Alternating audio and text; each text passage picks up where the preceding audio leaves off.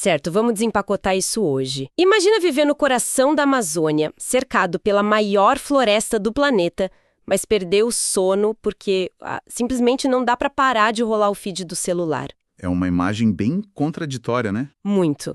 A nossa análise de hoje entra de cabeça em como o vício em telas e a inteligência artificial estão, colidindo com a cultura lá em Macapá, no Amapá. Temos relatos fascinantes aqui. E olha, olhar para essa região específica é crucial. Eu fiquei bem impressionado lendo as fontes, porque a forma como o Macapá está lidando com esse choque tecnológico dá umas pistas muito valiosas para gente. Pistas de como não ser engolido por tudo isso. Exato. De como qualquer sociedade pode sobreviver a essa avalanche digital sem perder, sabe, a própria essência. Bom, vamos destrinchar essa história. O que mais chamou minha atenção, e eu fiquei bem chocada com os dados, foi o impacto nos idosos. Porque, na teoria, o smartphone deveria curar a solidão, né? Sim, a promessa sempre foi a conexão. Pois é, mas por que na prática isso está gerando tanta insônia e até vulnerabilidade a golpes para esse grupo? Então, é porque o celular age como um falso conforto. O idoso tá lá, se sente sozinho, aí entra na rede social e ganha aquela dose bem rápida de dopamina. Uma recompensa imediata. Isso. Só que o mecanismo dessas plataformas não foi feito para criar laços profundos. Eles são otimizados para reter a atenção. Ah, entendi. E isso gera um estado de alerta constante na pessoa, o que destrói completamente o ciclo natural do sono e, o que é bem pior, expõe esses idosos a algoritmos e golpistas. Que se aproveitam justamente dessa carência emocional. Com certeza, é um alvo muito fácil. Nossa, faz todo sentido. E, na outra ponta das gerações, temos os jovens sofrendo da tal desaprendizagem cognitiva. O famoso de-skilling. E, vale lembrar, não é só uma questão de preguiça dos jovens. O cérebro literalmente para de exercitar o senso crítico porque a ferramenta já entrega a resposta mastigada. É tipo usar o GPS o tempo todo. Exatamente. Com o uso contínuo, a gente acaba perdendo o nosso senso natural de direção. Certo, eu entendo bem como isso afeta as pontas da vida. Mas e os adultos? Porque quem está no mercado de trabalho agora parece estar meio que espremido no meio de tudo isso. Totalmente espremido. A ansiedade nessa faixa etária vem do medo real da obsolescência profissional. A inteligência artificial, que as fontes descrevem, não é mais, só uma calculadora gigante. Ela raciocina. E isso muda tudo, né? Muda demais. Esse salto está substituindo competências complexas de forma assustadora. Afeta desde o planejamento na construção civil até diagnósticos na medicina. O que me faz pensar numa coisa.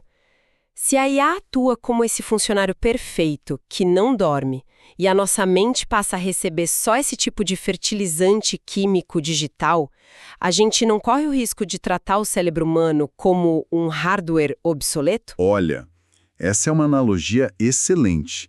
O que é fascinante aqui é que o verdadeiro risco, o que as fontes alertam, não é só perder o emprego. Não. Não. É a perda da utilidade social. O filósofo Luke Ferry usa uma palavra ótima para isso, que é a nossa perfectibilidade. E o que isso significa no dia a dia, de forma prática? Basicamente, diferente da IA, que já sai da fábrica pronta e programada, o ser humano nasce incompleto. Nós só evoluímos, a gente cresce, quebrando a cara, fazendo esforço e convivendo. A máquina é estática no propósito dela. Isso. Nós precisamos do atrito, da relação com o outro para poder crescer de verdade. O que explica aquela tese central que a gente viu. Quanto mais o mundo se torna digital, mais humano deve se tornar orgânico. Exatamente. Mas se a tecnologia está isolando tanto as pessoas, como o povo lá de Macapá está reagindo? Porque eu duvido que eles estejam apenas aceitando isso de braços cruzados. E não estão mesmo. A resposta deles vem da própria natureza. Eles usam a floresta amazônica como uma espécie de âncora contra esse desaprendizado digital. Práticas locais, tipo a agrofloresta? Isso. A agrofloresta não só reduz o estresse, mas exige uma adaptação constante ao imprevisível. É um tipo de intuição que a IA simplesmente não consegue replicar. Aí entra aquele conceito de ecologia da escuta. Que, olha, na teoria soa lindo, Mas para quem nos ouve agora, talvez preso no trânsito, com dezenas de notificações apitando, como é que se abandona a tela assim para acolher o silêncio? É um desafio imenso, sem dúvida. Mas a ecologia da escuta não é sobre ir morar numa caverna isolada. É mais sobre trocar a postura de consumo passivo pela comunhão. Certo. Em Macapá, isso significa focar intencionalmente nos sons reais do rio em vez do imediatismo do celular, aceitar o silêncio e sabe aquele conflito natural de ideias que surge no convívio presencial?